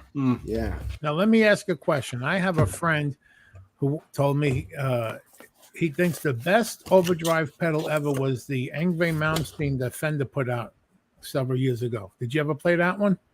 No, but I think it's a copy of the Overdrive Preamp 250. It's a copy of the DOD. Yes. Yeah. I'll tell you what it's good for. If you have an amp that has distortion, like a Marshall sounding amp, it just makes everything sound like it puts that pushing air on all the notes. Well, he like how he plays a plexi, so that would count. So that's the hot tubes, and it does have overdrive, volume, and tone, and then it has a switch to turn the tone on and off. But it's made in New York City, USA. Oh, SJ New Blue York said City. that JHS just New York reissued City. the DOD 250, or did. So He has the box. Yeah, right, exactly. You know, the JHS guy always makes a big deal when he has rare pedals. If he has the box, he'll pay top dollar.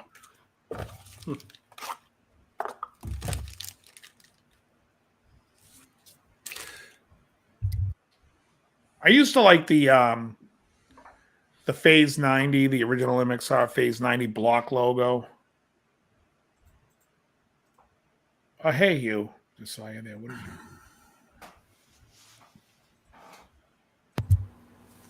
Neil Bambury saying the Razor Blade speaker cone is a good drive simulator. I don't know that one. Yeah, I mean, there's a lot of good compressors. Compressors, you can spend some money because there's the Cali 76 compressor. I think that's like $350, and there's some other really nice ones.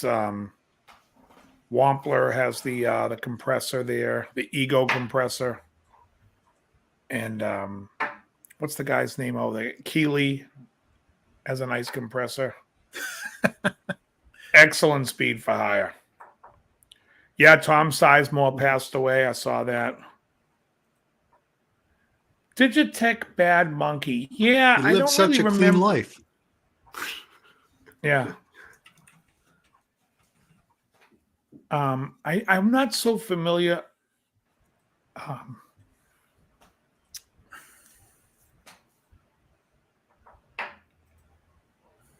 What did Bingham just got a flanger recently? Was that an Ibanez or was that a it's the yellow flanger? Who makes that? Ibanez? Is it the airplane? Oh yeah, Gary Rossington. No, not the airplane flanger. I think it's just a yellow. I forget. Matt, do you know what's the flanger that Bingham got? Did you see that at all? Did you follow Bingham's? No, I've been seeing him put posts up about that. The FL9? No, the amp. Yes, that's it. Who makes that? Ibanez. That's what he got then. Okay. Wow, that's one that's the 80s one. You know, one that was big in the 80s that no one mentioned was the Proco Rat. Remember that? I had one of those. Everybody had one. I never had one, but I had friends. Those are still big if you're into doom metal. Really? You got to have one of those, of course. Well, I remember if you turned up the tone stuff, you could get that if you were looking for like the Warren Martini type of sound. Uh-huh. I had that pedal. That's the back name. in the day. Which one? The Rat. Proco Rat.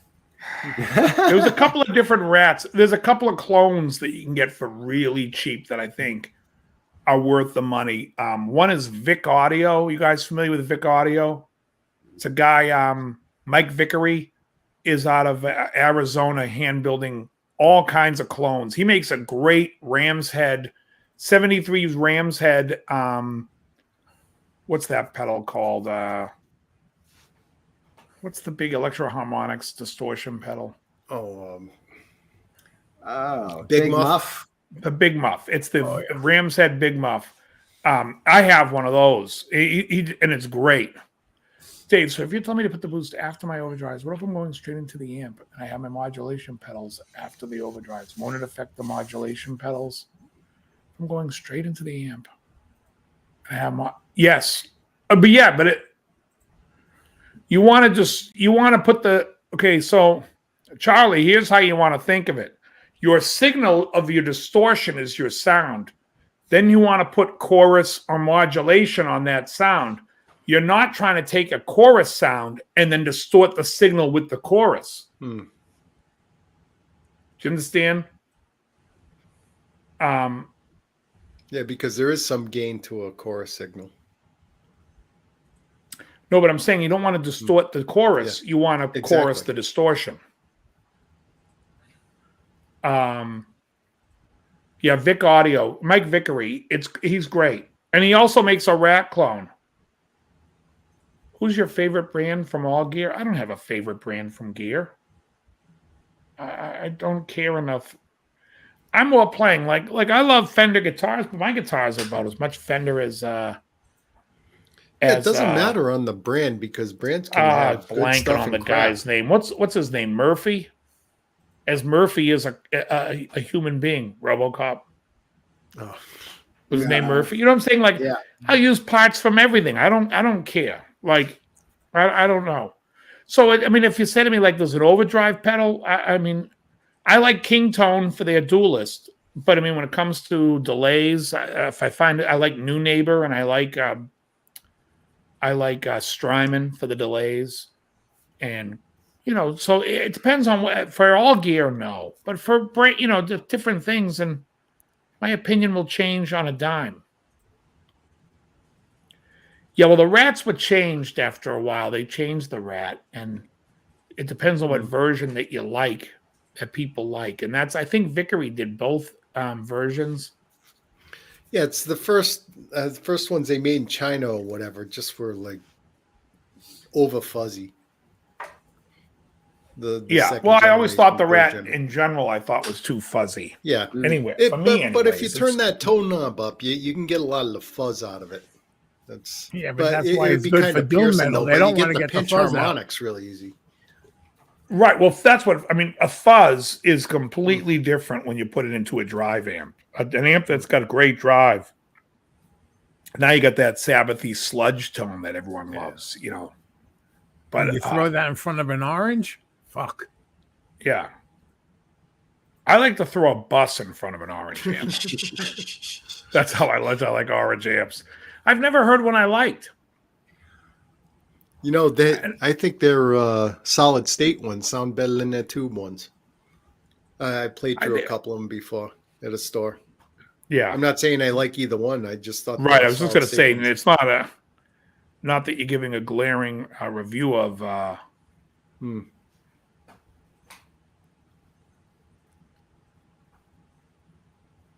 right. I'll be back in a few. I got to put the boss to bed. All righty. Alrighty.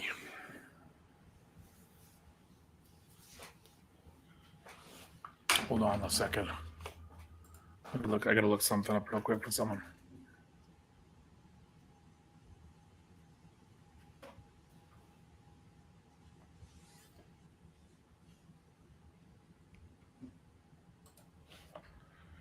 All right. Yeah, I haven't actually used the pedal board in years. Usually I use amps with the effects built in now. When I was just playing in the bars, no reason to really bring anything elaborate. I'm looking for a good board. I'm kind of like seeing what's out there. Have you ever heard of these live? I think they're called live wire boards, Dave. Oh yeah. You like those? Talking about for pedal boards, like putting boards together. Yeah. I mean, I think anything that's solid is good. Whatever's gonna, some have the shelves and like a back shelf, and I think that could be a cool thing. It just depends if you dig it. I always use what are the ones I use? Pedal Train. I've been using the Pedal Train forever. Now, what if you wanted to put a power supply under it though? Like it goes under it, and there's clamps for it. Is there on the Pedal Train? Yeah. Oh yeah. Okay. Which one do you have? There's like a bunch of different models, right? Oh, I have a bunch of different ones. I think I'm running 4 different boards. I have 2 of the classic, 2 of the juniors, I think they are. Mm-hmm. 1 of the regular ones. I have to see what the names are. Now, do those tilt up a bit, or do they flat? Yeah, they tilt up. Okay. Not by much, but they do. Okay. And there's enough room to put a thing, and then I just put a power thing, and it comes with a suitcase for it, a travel case. And does yours? Do you Velcro or do you zip tie or what do you do? No, I use dual lock. What's that? So it's like industrial Velcro. It's called. You can buy it at like. You can buy packages of it at Staples. Oh, really? It's called, and Staples calls it Super Lock, or it's 3M Dual Lock. Let me just see if I can send you. It's the shit. Things don't move. Mm-hmm. And you can buy a roll stuck together, sticky on both sides. Put one side on. Yeah. Oh yeah. It works just like Velcro, but it's way stiffer. And you gotta use some force to take it off when they cling. It doesn't like peel up. Um, And do you ever, I mean, say you wanted to get rid of that pedal, how you you could peel it right off and you would never know it was ever on. Oh, wow. Yeah, And it's it the grips best. it grips that well, and you can peel it right off. Oh, yeah. I'm putting it in the private chat. Click that link. That's so you can see what it looks like.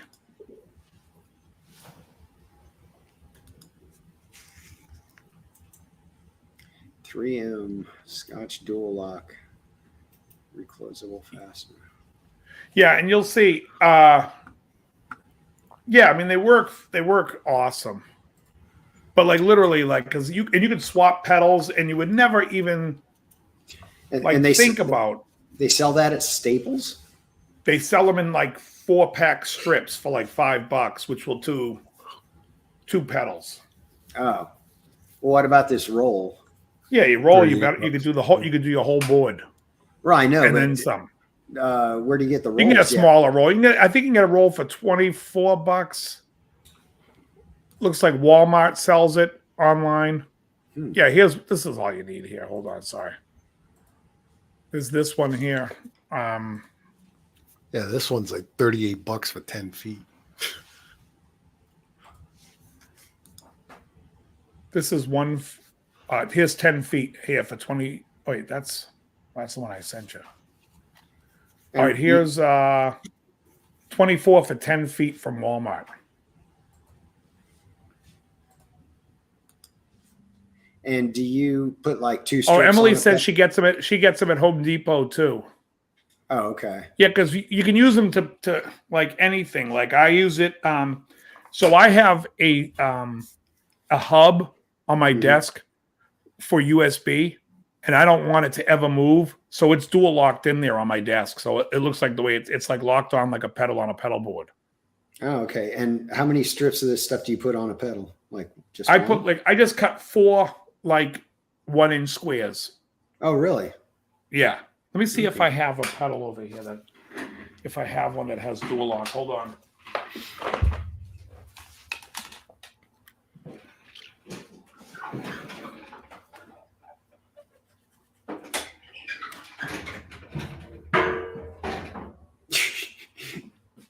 Clang.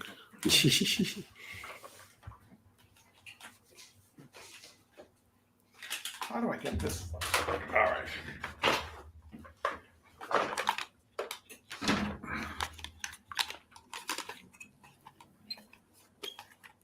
First pedal I grab, I'm like, ooh, it has it on it. So the first pedal I grabbed in the closet is, drum roll please, it is the Duelist. J Rocket. No, my Duelist is on board. This is the J Rocket. Hold on, where am I? Boom. Yeah, animal. The Animal from J Rocket. Here's what's fucked up about this pedal. This pedal sounds unbelievable. You have like a small, like deluxe reverb. This pedal's great. You want to put 2 pedals on the board? This pedal's no good. This pedal does not play well with others. Anyways, if we look at the back, Oh, okay. Oh, that's the dual lock. All right. And you have 4 of these just like on the thing, and they go, and you can hear it lock right in. It ain't moving. Cool. And then those will just peel right off, huh? Yeah, they peel right off. Well, sounds like the way to go then. Yeah, it is. You know who? A friend of mine who used to work for what's the guy's name? The Bradford that they used to do the Bradshaw rigs. Remember Bob Bradshaw. What a waste of fucking time those things were. Bob Bradshaw. Bob Bradshaw, but that's what he used when he put pedals on the board. He would use that. Anyways, the Animal. This was a really cool pedal. I picked this up for $100 off somebody. If anyone wants to buy it, by the way, it's $200. That's how I work. But no, a couple of years ago, I bought it for $100, and it's a great pedal if you're plugging just directly into an amp. But if there's a second pedal or anything else with it, it just becomes like I don't love it anymore. But it's a good pedal. I won't use it. It's in the closet of Misfit. no return. Misfit pedals. Misfit pedals, which I have some really great pedals in there. Let me see what else I can pull out to show you guys. I call this the pedals that didn't make my board, or that hasn't made my 4 boards that I currently have. Excuse me while I whip this out.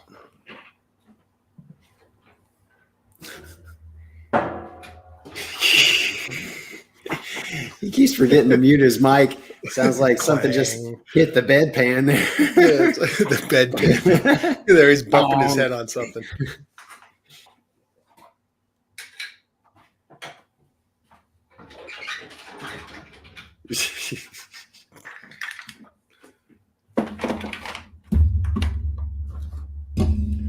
What's funny? You can hear me, right? What's funny is I'm sitting there like, that pedal's not on my board. Why is that not? I'm looking at pedals and they're going, Christ, I got a lot of pedals. All right, here's one. This was on my board for the longest time. And you can see that this still has the dual lock on it, which means I'm not selling it, because if I was selling it, I would have taken it off. This is the clone from Matthew Effects. And obviously you can tell what it's a clone of. It's a clone of the clone. This is actually a really good clone. So good that it's in my closet. That's what I think of the clone. Here's a pedal. The XXL, from... What's that? The XXL, yeah. I've seen that one. So I saw this guy playing live. I'm blanking on his name. He did the voice. Leif Alsadi. Well, that's not the name I was thinking of. But. Leif Alsadi, and I seen him live, and I'm like, what the fuck? He's playing Fender amps, and he had the most vicious tone, and this is what he was using. Let me go back to up here. Oh, look at him enjoying a cigar. All right, so that, and I sent this to the Brad, the guitarologist. He fixed it for me. He's a nice guy. Oh, Brad's great. Then here's another pedal, more dual lock on it. This is the Jam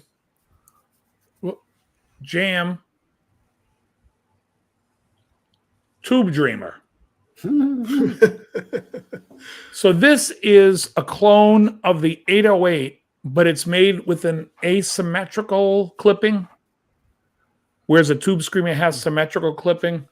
And if you guys want to know what that means, please ask your doctor. I know what clipping is. I have no idea what asymmetrical and symmetrical clipping is. Yeah. And this is my Tim Jornig pedal, which is the one that Matt just got, the Gristle King. This is the Bombastortion, which was Lucas's drive pedal for a long time, which is why I got it. And why it's not in my board is because it don't sound good. It's too dark for me. It's too dark of a distortion for me.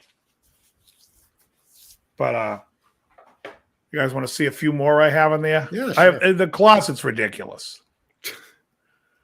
I'm all pedaled out. Hold on, I'll put these back. We'll do another list, right? Joe, Yeah, what are you smoking? Let me see what is that? Big fatty. Like a Milano. Oh, see, that's box press. See how it's squared off? I know it's a box. Yeah. I sat on it. Yeah. All right, hold on. Let me back in the closet you go, pedals. Happy birthday, The Eve, closet Emily. of doom.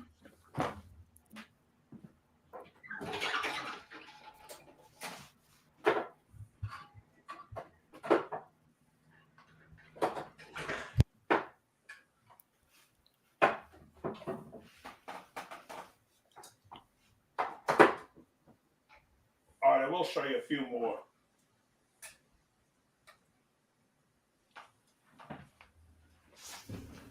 All right, I got a few more to show. These are just because they're so cool, and you're not going to see them too often. So, Brad Jetter's Indigo Fuzz. Go full screen. There you go. This pedal I had to hunt down was on my board for the longest time. And then finally I'm like, do I need it on there? I very rarely use it. But it's actually a fantastic, like if this was like one of your only drive pedals, it's really great. And now, Timmy, one of my 3 Timmys. This is my only one that's not on the board. I have a black one and a purple one. This is my red one. This one has a different clipping diode than the original. The original I keep on my board, although it's really good. I just... I needed the room. And my last pedal, this is a, so I'm trying to think who this was. So this was a company called Rebel Effects. And it's called a Stonehead Fuzz. Basically designed to just play grudge sludge metal. And it's a clone of the Mad, I think it's called. And there's 2 versions of it. One's a bright and one's a regular. So they have it so you can clone both of the pedals. But this is made in England, and it's like an ultra rare pedal. And I'll tell you right now, the only knob on it's dirt. Can you see that? Dirt. You need to put that in a box with a bag of that coffee, the breakfast blend. Exactly. Right down here. Yeah. And I had this on my board for a while, and I loved it. It was like that sludgy. But how many times are you playing a song with sludgy drive? Every fucking night. Right here, every fucking night. Shit. And the best thing is, it's got 1 switch and 1 knob, so even a big dummy like me could work the fucking thing. Yeah, it's just one thing. And again, it still has the dual lock on it.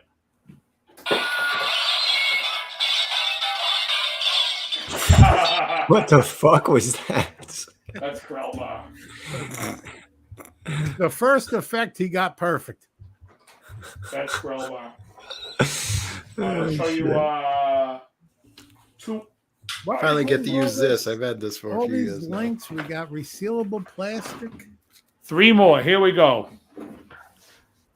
Now this one's going to go in order. So this used to be obviously on my board because we can see. Let me blow me up. This is another Fat Boost 3. So this was what I used to use in conjunct with the Wampler to make the and I'll tell you right now, this is a great boost for anybody. The 2 and the 3 are awesome.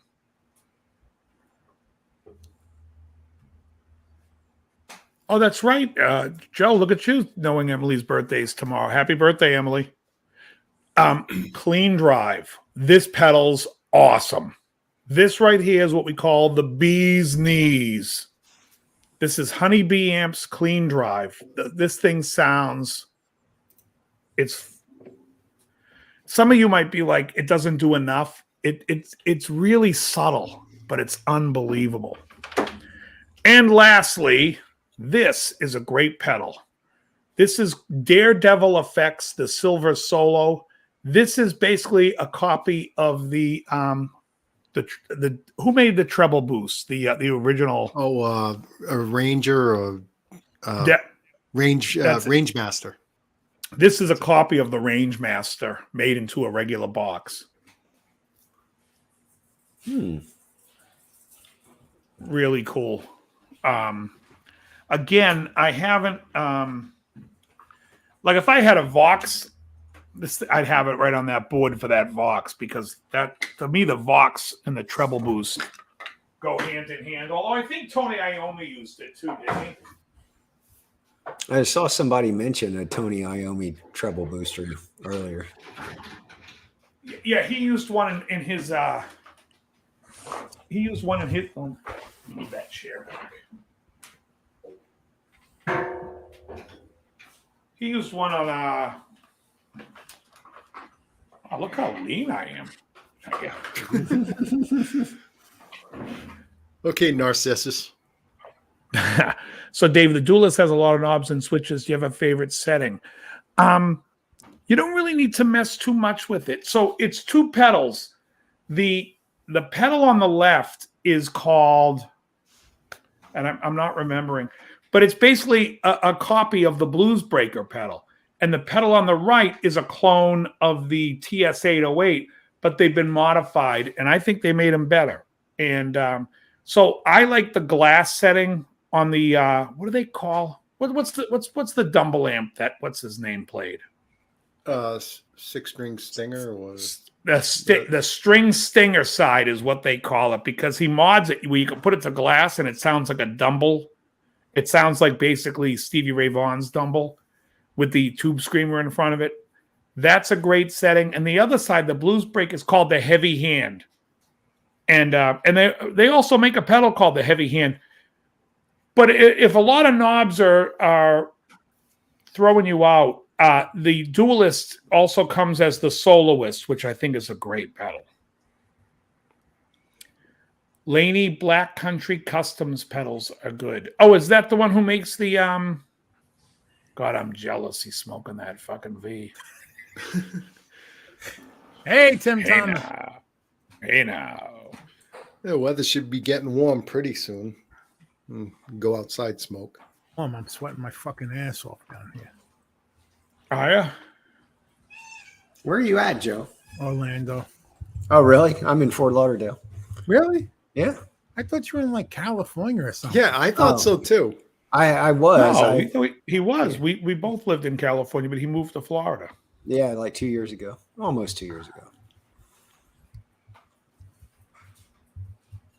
Now, how close is Fort Lauderdale to Orlando? About 3 hours away. 3 hours south. All right. How do you like Florida's weather versus LA? Summers are brutal here, man. I mean, the humidity is brutal. I prefer the LA climate, but I mean, overall, the winters are better. I mean, it's, if you don't like getting cold, this is a place to be. I mean, there was some cold here.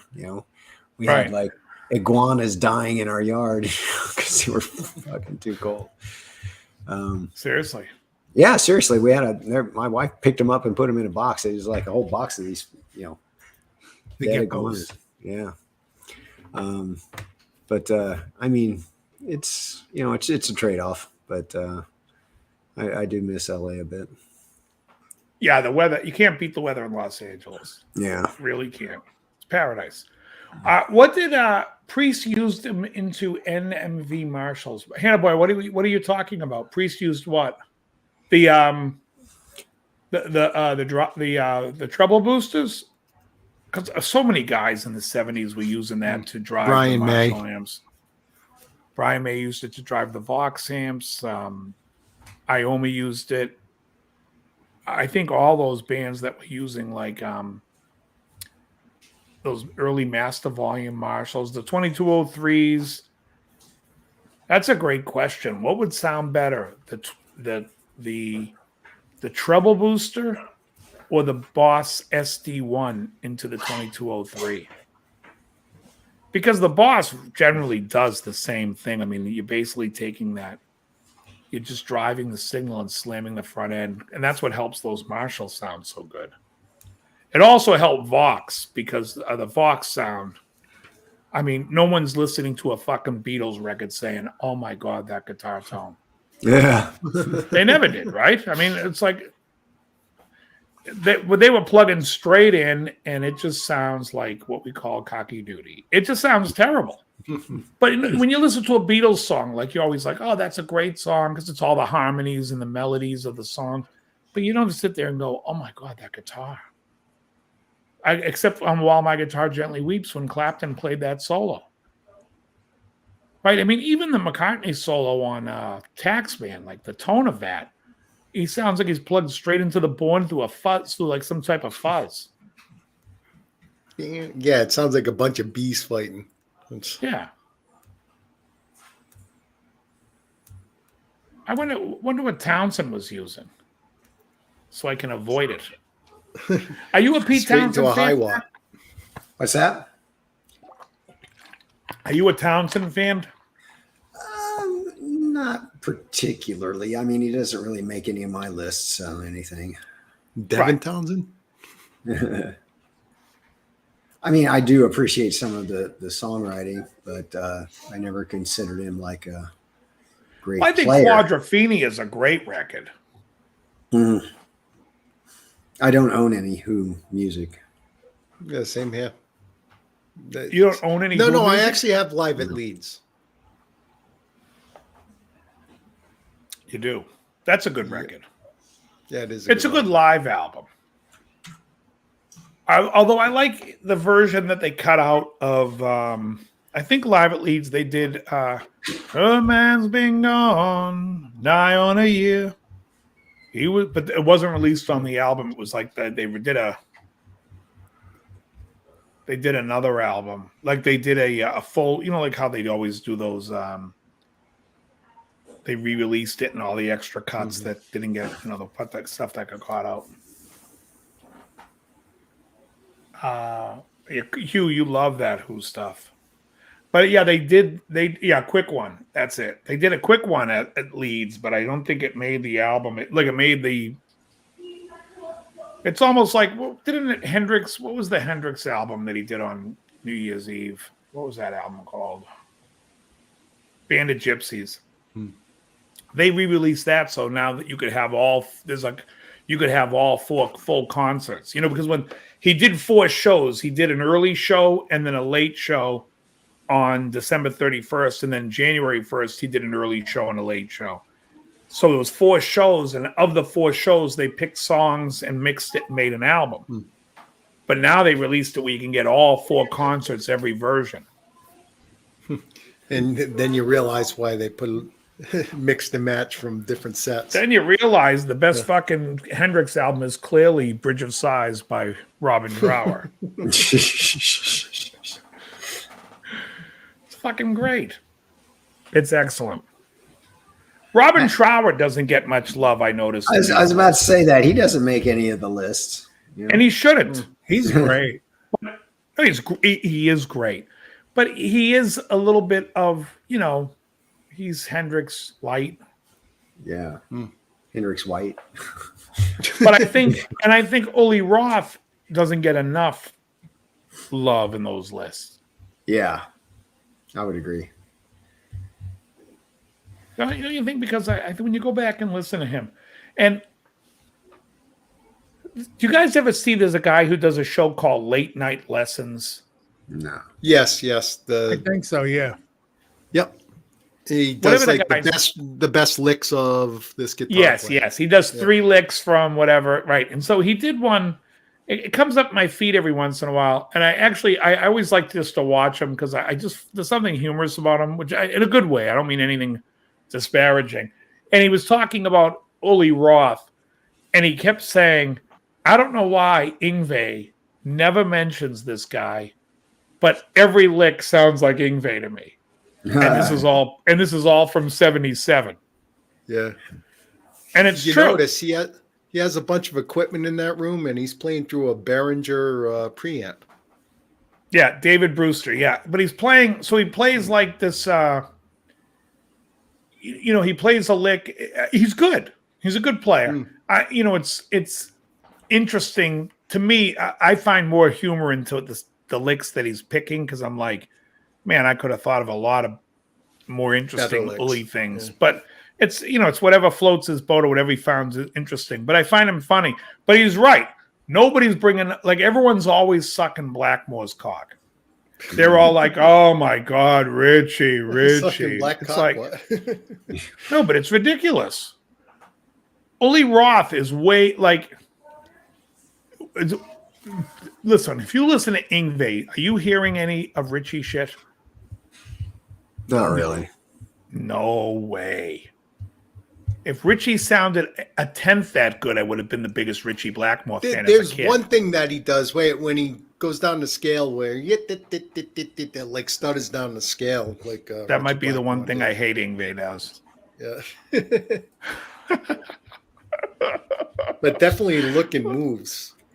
That's definitely. They both. Let's put it this way. Yngwie is about as much into Richie Blackmore's playing as Ole Roth is to Peter Pan's playing. They only dress like, you know what I mean? He dresses like Richie Blackmore, just like fucking Ole dresses like Peter Pan.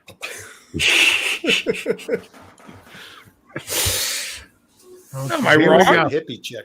I thought Uli tried to dress like Hendrix. Top 10 rock guitarist of all time. Tried is the operative. What was that? When Hendrix was at a Halloween party as Peter Pan. You want to try this one? Yeah, please. Top 10 best rock guitarist of all time. This will be Here we go. This is going to be a good one. Starting at number 10. Fucking number 10. I was already Bob Dylan. No. Starting at number 10. Sinister Gates. Who the fuck is that? Sinister Gates is the guitar player for Avenged Sevenfold. He's a good player. He's a good player, but at 10? Whoever wrote this list likes Avenged Sevenfold. Great. We're going to get something from the band Carcass. Number 9. Hugh sounding in. Number 9. David Gilmour. I like Gilmour. I love Gilmour. But here's the thing about Gilmour. And you guys must agree. If Gilmour is on the list, well, we've now changed the criteria considerably that there's no reason Sinister Gates should be on this list. Yeah. Those two should not be on the same. And I'm not meaning this in a disparaging way again, because if you say like the top guitar players who are technically proficient but say nothing, Sinister Gates. All right, I'll give him number 10. I'll be okay with that. But then you go Gilmour. Well, now we got a guy that doesn't really shred. He's so fucking musical. Every note counts. Sinister Gates the pick. The hell out. All right, go on.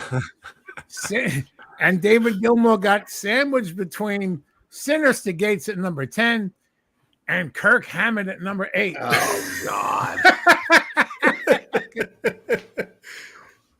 Kirk Hammett and Slash. Yeah. The two of them. Now, if you guys heard the commercial, I think it's Liberty Insurance, where they're like, he's auditioning for the band and it's Slash and he's playing Sweet Child of Mine. Yeah. And they're like, you're hired. I'm like, you're hired from that? From that fucking lick? Yeah. The bar is low, folks. Yeah. The Liberty Insurance bar is low. It would be great if he wasn't hired because he was trying out for the Guns N' Roses cover band. The better commercial for Liberty Insurance is when they're talking about the boy bands. And he goes, I'm the heartthrob. You know, the only thing I love more than you is savings. That gets me every time. Yeah. Is savings. Coming in at number 7, beating out Kirk Hammett, is Angus Young from a little band called AC/DC. He belongs in the top 10 of all time. Again, if we're making this criteria of sold a fuckload of records, because him and Gilmour are right there. Someone coming in at number 6. I have no arguments with him on any list. It's Brian May from Queen. Fantastic. I thought they'd not have him on the list for some reason. I think that Starfleet Project album really held him back. You always bring that up. It's so terrible. Starfleet. Oh, God. No, but hearing him and Van Halen trade off blues licks. Yeah. Is like listening to Richard Christie call the mechanic and tell him his car's not starting and then just plays himself shitting in the bathroom. Coming in at number 5, Eric Clapton. No. Yeah. Okay, look. Clapton, Gilmour. How does Clapton beat Gilmour in that? If we got to be in the same criteria. How the fuck does he beat Gilmour? Bless you, man. Your volume's off, but I can see you. All right, thanks. I'm not arguing. Yeah. So I think that Gilmour is far better than Clapton. Now, I like Clapton as an artist. People think I hate on Clapton. I don't hate on Clapton. I think he's a fantastic artist. As a player, it's just pedestrian for me. That's all. The best is there's comments from people for each one of these. I should actually read some of them. I'm going to read this next one. All right. So coming in at number 4, beating Eric Clapton and all the other ones we've mentioned so far, we have someone we were just mentioning on a commercial, Slash. Oh God. Yeah. And this guy's comment, listen to this. Slash should be the second greatest guitarist behind Hendrix. Page should be on third only because of Stairway to Heaven. Who is this idiot? Where's this? These are people commenting on the list. They put some comments with each choice. Slash is like the best guitarist you can get. His style of music is so melodic. Oh, wait, listen to this. I can even impress people who have always denounced rock music. That's something even a legend like Jimi Hendrix couldn't do. He's more melodic than David Gilmour. Coming in at number 3, Jimi Hendrix. All right, I know Surprised 2 they and don't 1. have him number 1. Wait a sec, because that means Jeff Beck didn't make the list. Yeah. Well, he got beat out by Sinister Gates. He did. He really did. The top 2 got to be Van Halen and Page. Exactly. Yeah. The best I think it's about gonna. Kirk Hammett always ends up on these lists. No, pedestrian cheech means like uninspiring. Just very blasé. It means you're walking down the underwhelming. street instead of driving a limo like the other guitarist. Coming in at number 2, Edward Van Halen. Yeah. And of course, number 1, at least some people who voted had a brain on their fucking head, is Jimmy Page. Now, if you're going to put out, let's say if you had to think of 10 of the best guitar players that you think were important in rock and roll, it would obviously be personal, right? Because it's almost impossible not to. So, like, because I'll say right now, a lot of it would be personal, but I think you have to put Page up there, whether it's personal or not. Right, I'm saying like Richie Blackmore doesn't make my top 10, but mainly that's personal, just because I wasn't a huge fan and it didn't really affect me. But I could understand if we were in a committee of coming up with a list for a magazine or for a website. Of course, I would have to concede and say, of course, he's got to be on there because he inspired so many people. But it didn't do anything for me. Why is Sinister Gates on the list of top 10? First of all, Yeah. Uli Roth should be on that list.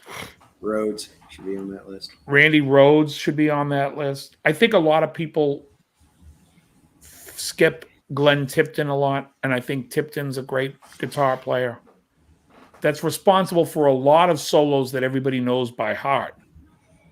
Where's Yngwie? He was out getting some donuts. Yeah. I don't like donuts. He doesn't like donuts. Don't like donuts. Yngwie, Gary Moore, like a Michael Gary Schenker. Moore. It's amazing when I think of my 13 to 15-year-old self or 16-year-old self and what I was listening to, because I was listening to a ton of Schenker, Uli, Yngwie.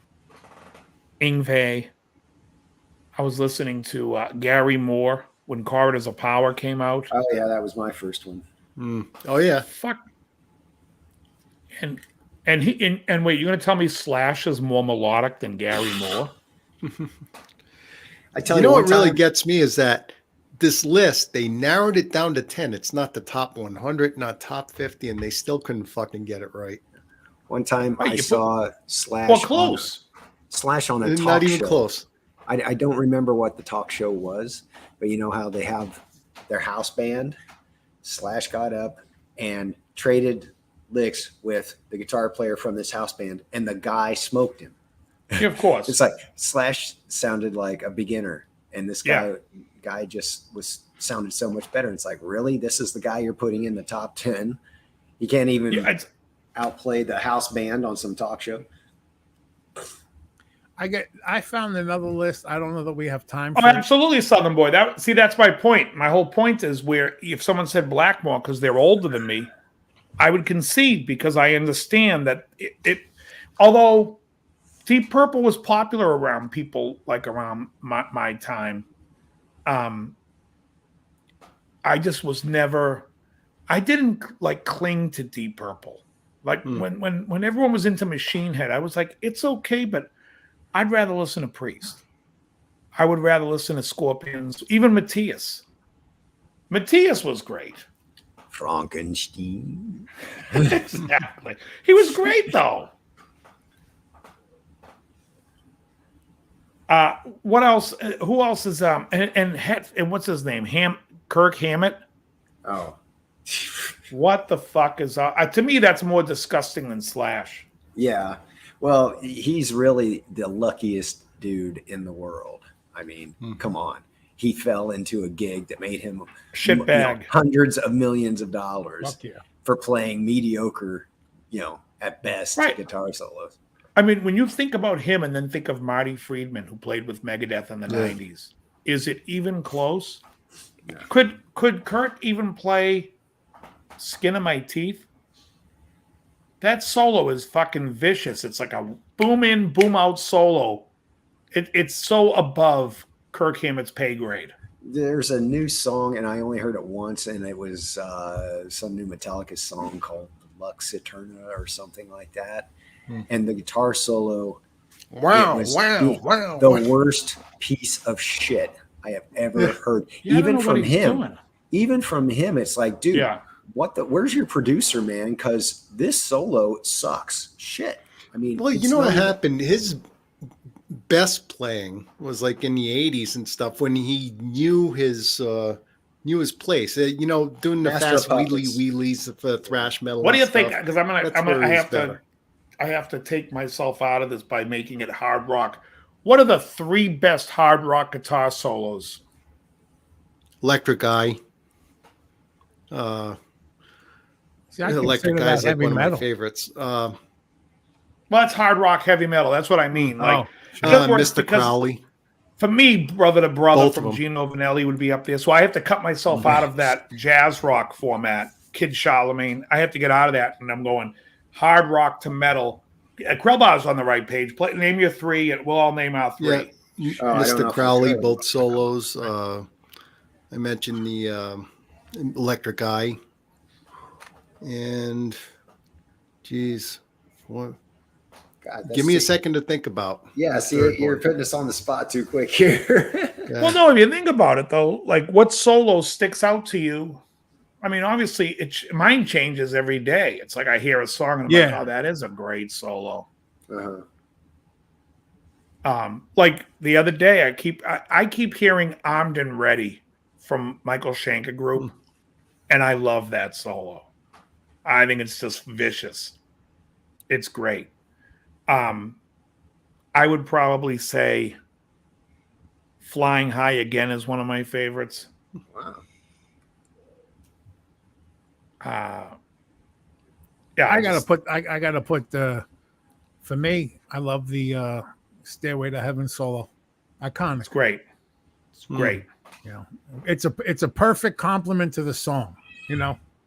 That's one of those solos too that it's such a composition that when I heard him play it live, like on the live Zeppelin album, it was like, oh, he fucked up the solo, man. It doesn't have the impact that it did on the studio album because he just kind of meanders into it, and then that opening lick that he does, well, for my third, you're like, what the fuck, Jimmy? Well, let me save this. Bohemian Rhapsody. Charlie S. Blue Murder's awesome.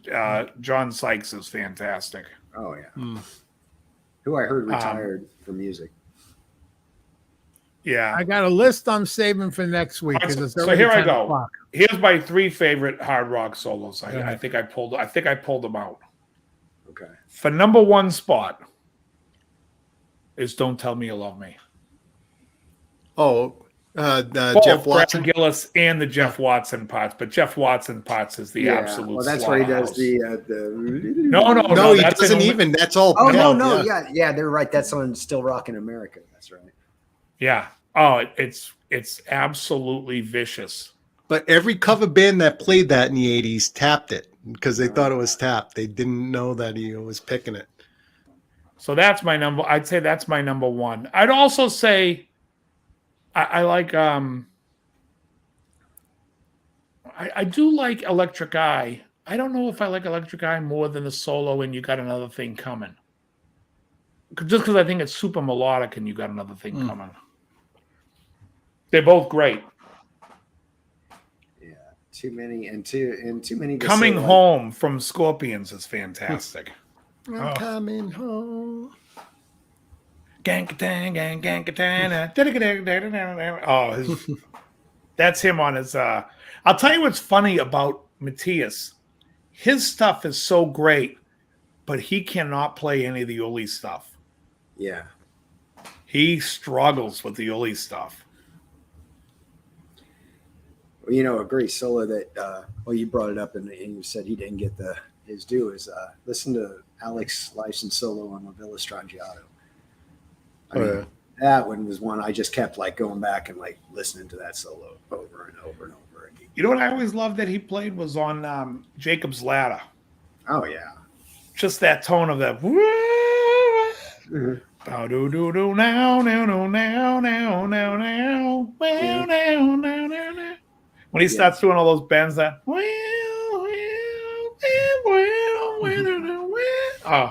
killer. Well, he's good on YYZ too. That's always good. Yeah. I've been on a Rush kick lately. So have you? I got to tell you, I hate Working Man now. Well, yeah, that's solo. That's not. That's. I know. I don't even. It comes on my Michael Schenker radio when I'm working out, and I'm like, not only do I not like the song, but when the bass solo comes in, when he does the little bass fill, the song slows down. It's like. All of a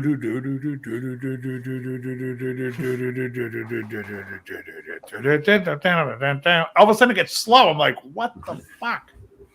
I would have been in there going, they didn't have a click. Take two sticks and just Getty.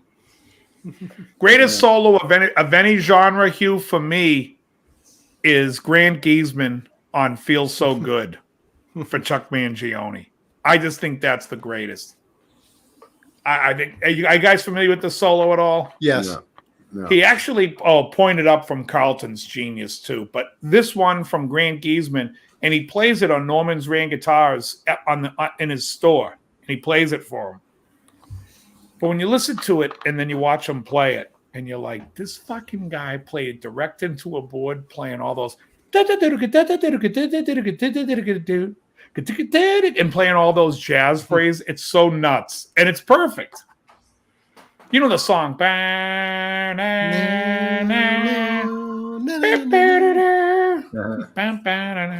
song, the solo, you got to check it out. The guy was. I've heard it. He later went on to do. What's that show with?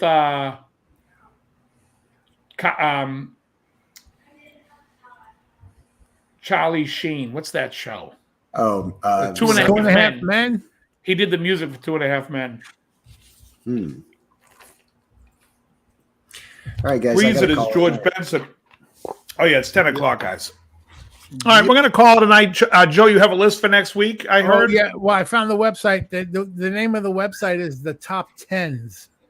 So it's nothing but lists. And we're going to start with a bassist list that's fucking absurd. Excellent. I think, isn't that for the course that it's a bass list, therefore it is absurd? I'm kidding. Yeah, we're going to. Who's the bass player for Twisted Sister? He better be number 2. Eddie Mendoza. Are you guys know that? Oh God! You guys knew who the bass player was? Wait, how many Hispanic guys were in Twisted Sister? A couple. Animal.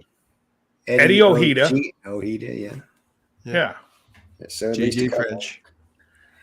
Oh, those are good ones. Look at this. Fabian Malmsteen, I tell you, Jet to Jet is a great solo. Far Yeah. beyond Karina the Corey. sun crossed my mind too. That was Karina Corey's fantastic too. That's fucking awesome. That That whole live album is the greatest live album ever. That might be the best Alcatraz song, Karina Corey, I think. Yeah. Well, one of my favorite solos from Yngwie on that album is Bigfoot. Bigfoot, yeah. Killer. Over the Mountain is his number one. That's a good solo. Yeah. Marco Mendoza. Mendoza. Oh, I like your Oh, is it Marco Mendoza? Is Always that the bass player's name? Mark the Animal. Yeah. All right, everyone. Listen, we're going to call it a night. Hope you guys had a good time. We had a lot of people popping in and out of here. I could see there was 40, maybe 50 at one point, which tells me that there's a lot of people out there that have nothing to fucking do with it. I really want you guys to pick a hobby. Listen, if you guys are on carnivore and you're doing carnivore, keep up the good work, everyone. Exactly, Hugh. Hugh, I hope you're kicking ass on the diet. Everyone, be well. And remember to throw eggs at Krellbau when you see him. This is the only show. This is the only show that goes from bacon to bassist. Right. There you go. Krell, are you smoking tomorrow night? Maybe not. All right. Excellent. I'll be there.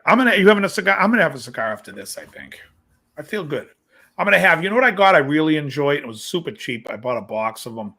The Hoyo de Monterrey, La Amistad, Doc Sumatra. Why do these things espresso. have long fucking names too? Right? It's so ridiculous. I like those. It's ridiculous. All right, everyone. I want to thank everyone for hanging out with us. And let me find my goodbye, Ted. Oh, here it is. All right, Ted. All right, everyone. Very good. Okay, goodbye, Ted.